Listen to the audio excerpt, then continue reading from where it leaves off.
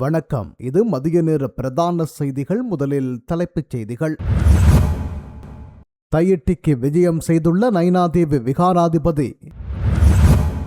தமிழினம் விடுதலை பெற ஒன்றாக பயணிப்போம். புத்தாண்டில் CVK அறைகூவல். வடக்கில் 25 வீதிகளின் திருத்தப் பணிகள் வருடப் பிறப்பின் முதல் தினத்தில் ஆரம்பம். மாணவர்களுக்கு பண வவுச்சர்களும் வங்கியில் வைப்பு. ஜெகதீஸ்வரன் MP தகவல். ராமர் பாலம் பற்றிய அறிவித்தல் பலகையில் இந்து கடவுளரின் படங்களை அனுமதியாதீர். மன்னார்மறை கோட்ட முதல்வர் காட்டம். பேரிடர் சமயங்களில் இந்தியாவை முதலில் கரம் கொடுத்தது. செல்வம் அடைக்கலநாதன் MP தெரிவிப்பு. அரசின் செயற்பாடுகளால் மக்களுக்கு கடும் நெருக்கடி. மக்கள் போராட்ட இயக்கம் எச்சரிக்கை. தரமற்ற மருந்துகளால் நோயாளர் உயிரிழக்கும் அபாயம் நீடிக்கிறது. அரச மருத்துவ அதிகாரிகள் சங்கம். எதிர்கால திட்டங்கள் குறித்து ரணில் சஜித் ஆலோசனை. புத்தாண்டில் புதிய அரசியல் ஆரம்பம். தேசிய போலீஸ் ஆணைக்குழுவின் உறுப்பினராக இராணுவ அதிகாரி. எதிர்ப்பு தெரிவிக்காத ஸ்ரீதரன் MP. நிவாரணங்களை வழங்க நடவடிக்கை எடுக்க வேண்டும். அரசிடம் எதிர்க்கட்சி தலைவர் வலியுறுத்தல். இணையவழி குற்றங்கள் நாட்டில் அதிகரித்துள்ளன. 2025 12,650 முறைப்பாடுகள் பதிவு. வவுனியா கல்லுமலை பிள்ளையார் ஆலய கட்டுமானத்துக்கும் நிதியை வழங்க முடியும். பிரதி அமைச்சர் உபாலி சமரசிங்க. ஊழலற்ற வழியில் நடப்பதாலேயே அரசை கவிழ்ப்பதற்கு கதை பரப்பல். அமைச்சர் லால்காந்த கூறுகிறார். குற்றவாளிகள் யாராக இருந்தாலும் நிச்சயம் தண்டிக்கப்பட வேண்டும். ஸ்ரீநேசன் MP தெரிவிப்பு.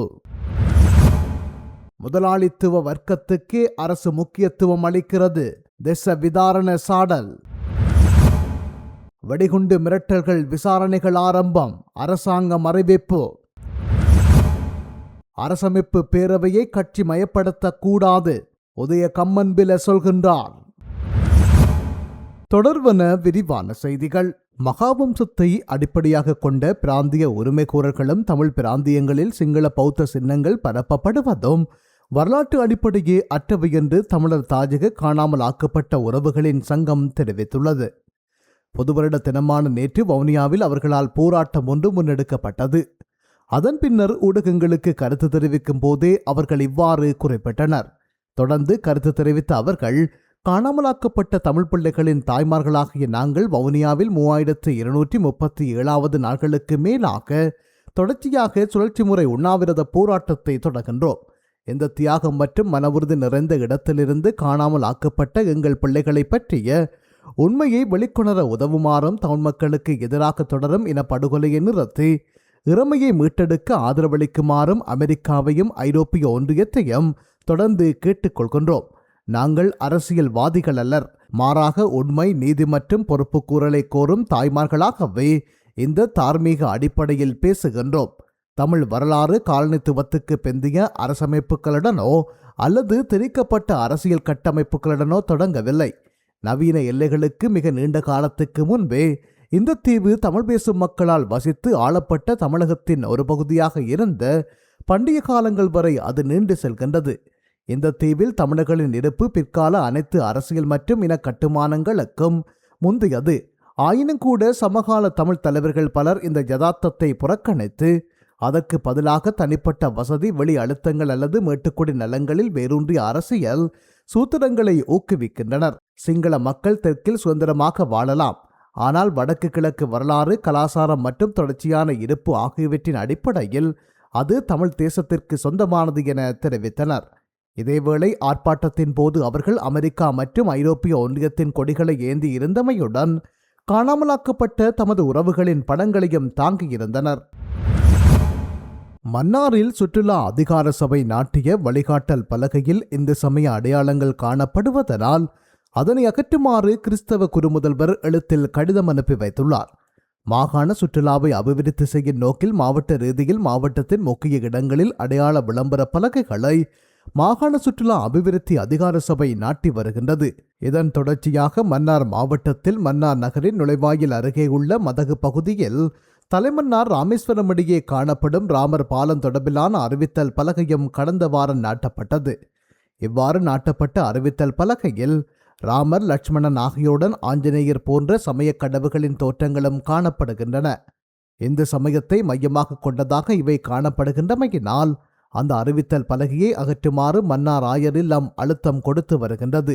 அழுத்தம் பிரயோகிக்கப்பட்ட போதும் அறிவித்தல் பலகை அகற்றப்படாத காரணத்தினால் மன்னார் புனித செபாஸ்தியார் பேராலயத்தின் கடித தலைப்பில் மன்னார் நகரசபையின் தவிசாளருக்கு முகவரியிடப்பட்டு மறைக்கோட்ட முதல்வர் தூனா கிறிஸ்துநாயகம் கடிதம் அனுப்பி வைத்துள்ளார். மன்னார் நகரத்தின் நுழைவாயிலில் சுற்றுலாத்துறை அமைச்சினால் ராமர் பாலம் தொடர்பான ஒரு பெயர் பலகை நிறுவப்பட்டுள்ளது. இந்து சமய கடவுள்களின் படங்களை தாங்கியதான இந்த பெயர் பலகையானது மன்னாரில் மத நல்லிணக்கத்தை பாதிப்பதாகவும் மதங்களுக்கு இடையிலான ஒற்றுமையை சீர்குலைத்து முருகல் நிலையை குழப்பத்தை தோற்றுவிப்பதாகவும் அமைந்துள்ளது. இப்பெயர் பலகை தொடர்பாக பொதுமக்கள் பலர் தமது அதிருப்தியை எதிர்ப்பை நாளாந்தம் எமக்கு தெரிவித்த வண்ணமே உள்ளனர். எனவே மன்னாரில் உள்ள அனைத்து மத மக்களின் நன்மை கருதி இப்பெயர் பலகையை இவ்விடத்திலிருந்து நீக்குவதற்கு ஆவண செய்யுமாறு தங்களை பணிவுடன் கேட்டுக்கொள்கின்றேன் என்று அந்த கடிதத்தில் மன்னார் மறைக்கோட்ட முதல்வர் தெரிவித்துள்ளார். வடக்கு மாகாண சுற்றுலா அபிவிருத்தி அதிகார சபையின் தலைவர் முன்னர் பதவி வகித்த ஆனா பத்மநாதன் மன்னார் மாவட்டத்தைச் சேர்ந்தவர் என்பதும் நேற்றைய தினத்துடன் அவர் பதவி நீக்கப்பட்டார் என்பதும் குறிப்பிடத்தக்கது. இலங்கையில் ஏற்பட்ட பல்வேறு இடர்களின் போது இந்தியாவே முதலில் கரம் கொடுத்துள்ளது.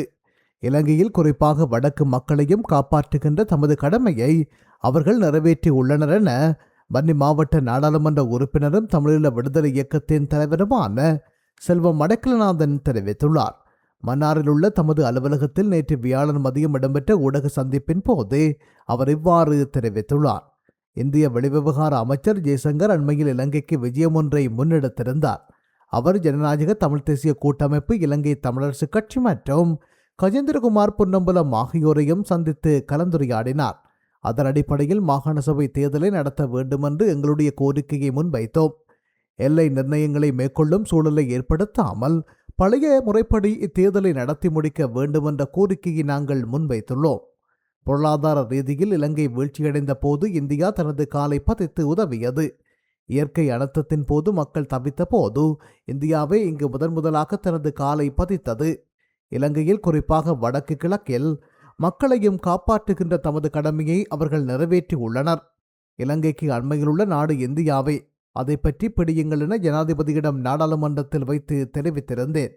நேசக்கரன் மீட்டி சமாதானத்துடன் இந்தியாவுடன் இணைந்து செயற்படுகின்ற ஒரு வாய்ப்பு வருகின்ற போது நாம் இலங்கையை மீட்டெடுக்க முடியும் என்று நாங்கள் கூறியிருந்தோம். அதனையும் நாங்கள் இந்திய வெளிவிவகார அமைச்சர் ஜெய்சங்கரிடம் நாங்கள் கூறியிருந்தோம்.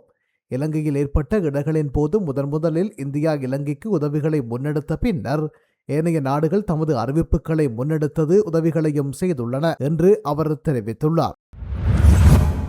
எதிர்காமத்தில் 3 இனத்தவர்களும் வழிபடுகின்றார்கள் என்று கல்லுமலை பிள்ளையார் ஆலய கட்டுமானத்துக்கும் நிதியை பெற்றுக் கொடுக்கலாம் என்றும் கூட்டுறவுத்துறை பிரதி அமைச்சரும் வன்னி மாவட்ட அபிவிருத்தி குழு தலைவருமான உபாலி சமரசிங்க தெரிவித்துள்ளார்.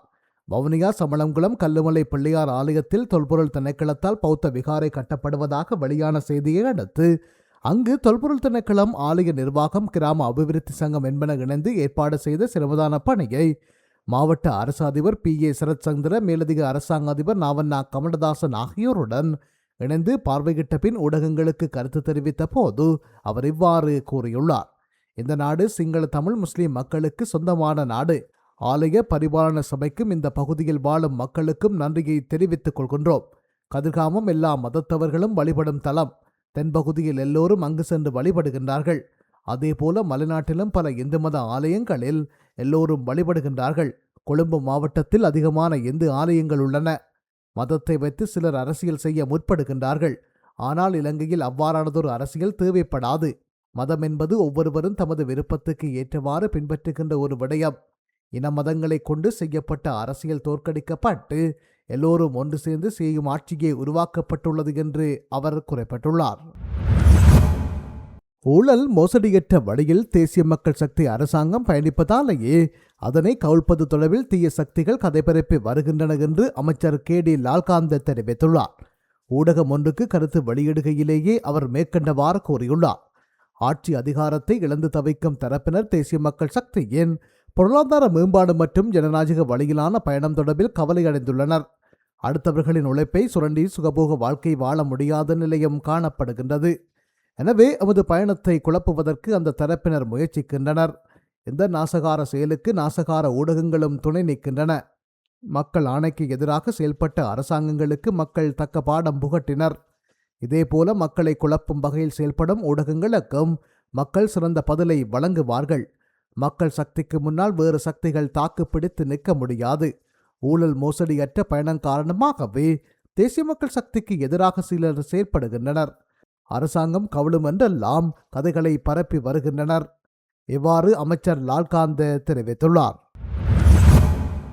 வடக்கு அல்லது கிழக்கு என எந்த பிரதேசத்தில் யார் கைது செய்யப்பட்டாலும் அவர்கள் கடந்த காலத்தில் குற்ற செயல்களில் ஈடுபட்டிருந்தால் சட்டத்தை முன் நிறுத்தப்பட்டு நிச்சயம் தண்டிக்கப்பட வேண்டும் என்று இலங்கை தமிழரசு கட்சியின் மட்டக்களப்பு மாவட்ட பாராளுமன்ற உறுப்பினர் ஞானமுத்து ஸ்ரீநேசன் தெரிவித்துள்ளார். மட்டக்களப்பு செட்டுப்பாளையத்தில் உள்ள தனது அலுவலகத்தில் நேற்று முன்தினம் இரவு நடைபெற்ற ஊடகவியலாளர் சந்திப்பின் போதே அவர் இவ்வாறு குறிப்பிட்டுள்ளார். அவர் மேலும் தெரிவிக்கையில், முன்னாள் அமைச்சர் டக்ளஸ் தேவானந்தாவின் கைதை எதிர்க்கட்சிகள் அரசியல் பழிவாங்கல் என்று கூறி வருவதை நாங்கள் ஏற்கவில்லை.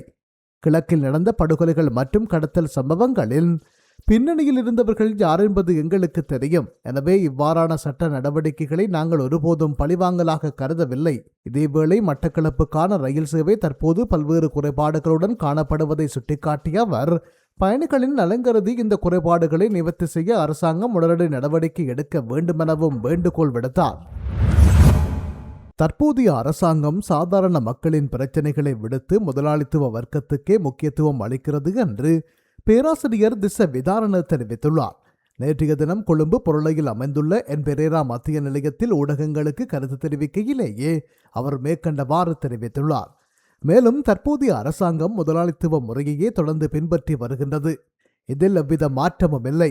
சாதாரண மக்கள் மீது மறைமுக வரிகள் மற்றும் வட்வரி பெரும் சுமையாக சுமத்தப்பட்டுள்ள நிலையில் வரி செலுத்தக்கூடிய வசதி படைத்தவர்களிடம் முறையான வரி வசூலிக்கப்படுவதில்லை. இந்த சூழலில் சமூகத்தில் பெரும் அநீதியை உருவாக்கி இருக்கிறது. ஒரு சரியான இடதுசாரி அரசாங்கமே நாட்டுக்கு தேவை. தற்போதைய அரசாங்கம் சாதாரண மக்களின் பிரச்சனைகளை விடுத்து முதலாளித்துவ வர்க்கத்துக்கே முக்கியத்துவத்தினை அளிக்கிறது. ஒப்பந்தங்கள் மூலம் அமெரிக்க இராணுவம் நாட்டுக்குள் நுழைவது இலங்கையின் இறையாண்மைக்கு பெரும் அச்சுறுத்தலாக அமையும். சோபா மற்றும் MCC போன்ற உடன்படிக்கைகள் நாட்டின் சுதந்திரத்தை பாதிக்கும் என்பதால் வெளிநாடுகளின் அழுத்தங்களுக்கு பணியாமல் ஒரு சுதந்திரமான நாடாக இலங்கை செயற்பட வேண்டுமென்று அவர் குறிப்பிட்டுள்ளார். இதுவரையான காலத்தில் ஆட்சியிலிருந்த எந்தவொரு ஜனாதிபதியும் அரசமைப்பு பேரவையை கட்சியின் தீர்மானத்துக்கு அடிபணிய வைக்க முயற்சிக்கவில்லை. ஜனாதிபதியின் செயற்பாடுகள் வன்மையாக கண்டிக்கத்தக்கது என்று விவித்துருகல உரிமைய கட்சியின் தலைவர் உதய கம்மன்பில தெரிவித்துள்ளார். நேற்று முன்தினம் தனது கட்சியின் தலைமை பணிமனையில் நடத்திய செய்தியாளர் சந்திப்பிலேயே அவர் இவ்வாறு தெரிவித்துள்ளார்.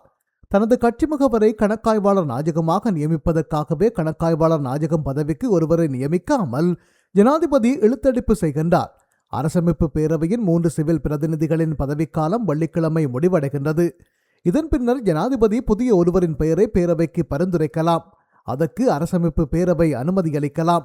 பிரதமரின் பரிந்துரை தேசிய மக்கள் சக்தி உறுப்பினராக காணப்பட்டால் அரசமைப்பு பேரவையின் பெரும்பான்மை பலம் அரசாங்கம் பக்கமே இருக்கும். ஜனாதிபதியின் தீர்மானத்துக்கு அமைவாக உயர் நியமனங்கள் வழங்கப்படும்.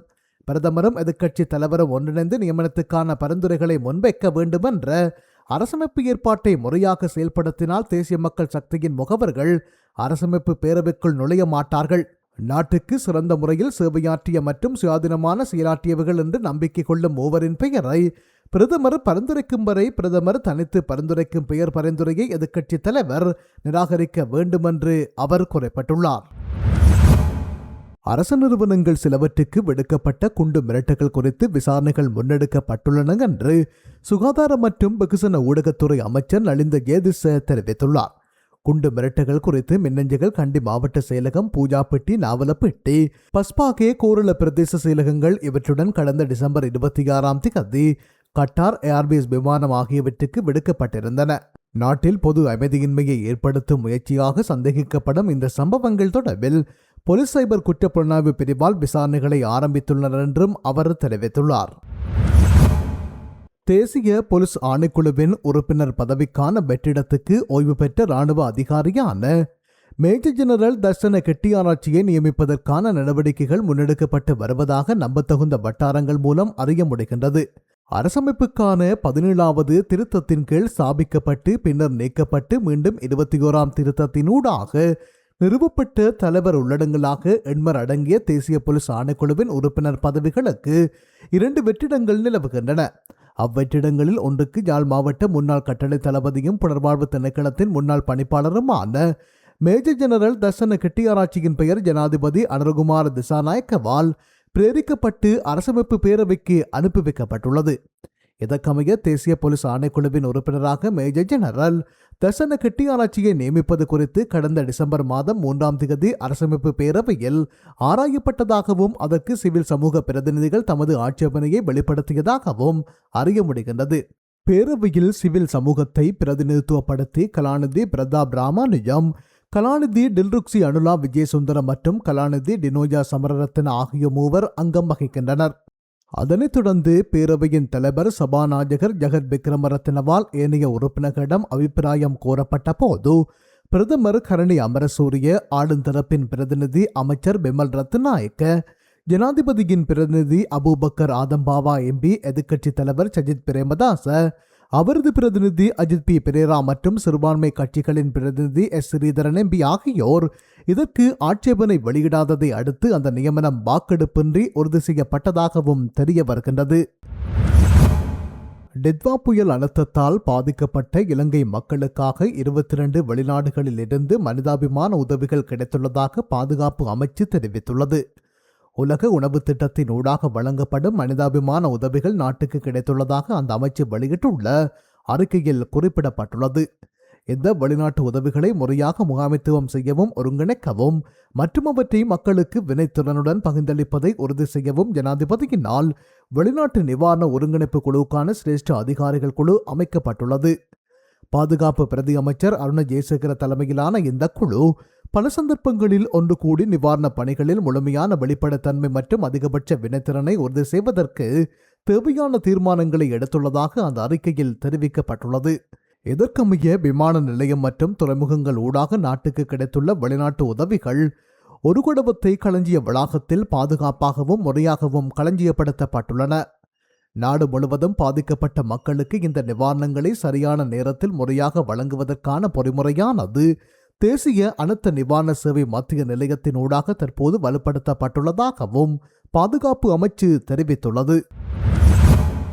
2025ஆம் ஆண்டில் நாட்டில் இணையவழி குற்றங்கள் தொடர்பில் 12,650க்கு மேற்பட்ட முறைப்பாடுகள் பதிவு செய்யப்பட்டுள்ளதாக இலங்கை கணினி அவசர தயார்நிலை குழு தெரிவித்துள்ளது.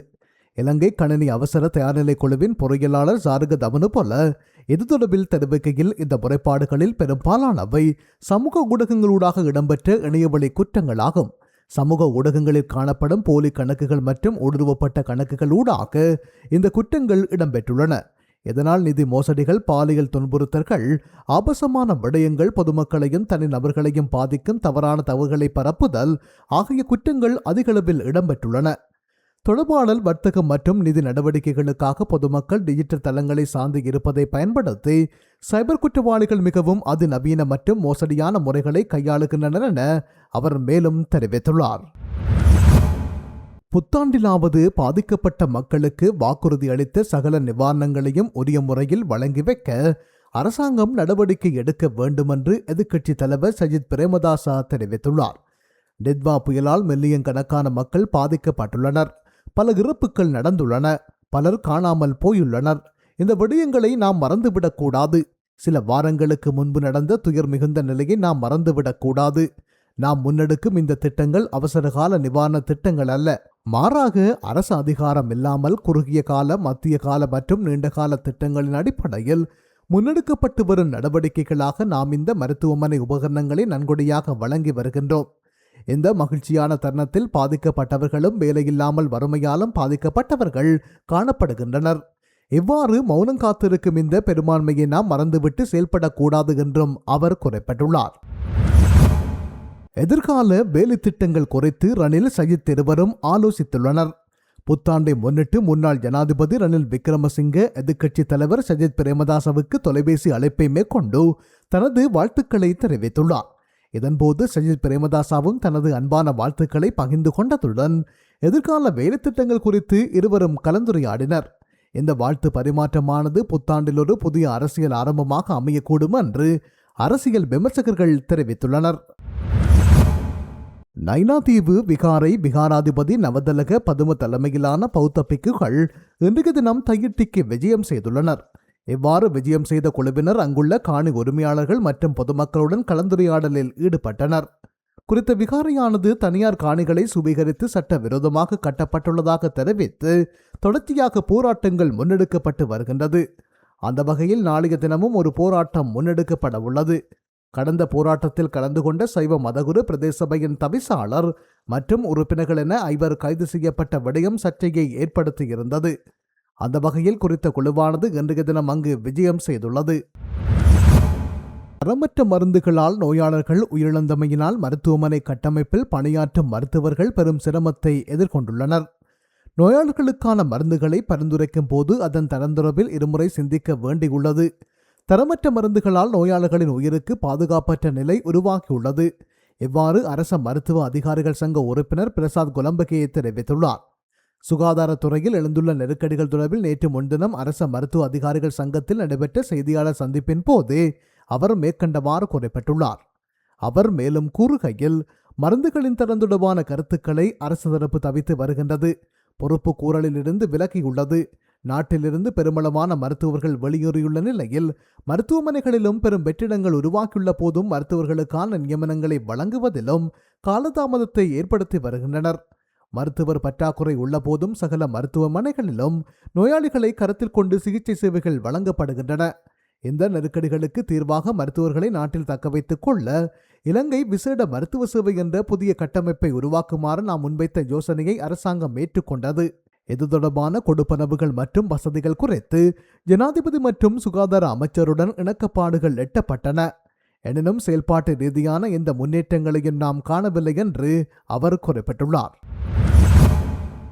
அரசாங்கத்தின் அடக்குமுறை சட்டங்கள் மற்றும் சர்வதேச நாணய நிதியம் இந்தியாவுக்கு சார்பான பொருளாதார கொள்கைகளால் 2026ஆம் ஆண்டிலும் நாட்டு மக்கள் சொல்ல முடியாத துயரங்களையே எதிர்கொள்ள நேரிடும் என மக்கள் போராட்ட இயக்கம் எச்சரித்துள்ளது.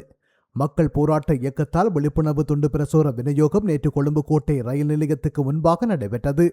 இதன்போது ஊடகங்களுக்கு கருத்து தெரிவித்த அந்த இயக்கத்தின் தேசிய நிறைவேற்று சபை உறுப்பினர் வசந்த முதலிகே கூறுகையில், கடந்த 2025ஆம் ஆண்டு நாட்டு மக்களுக்கு எந்தவிதத்திலும் சுபமான ஆண்டாக அமையவில்லை.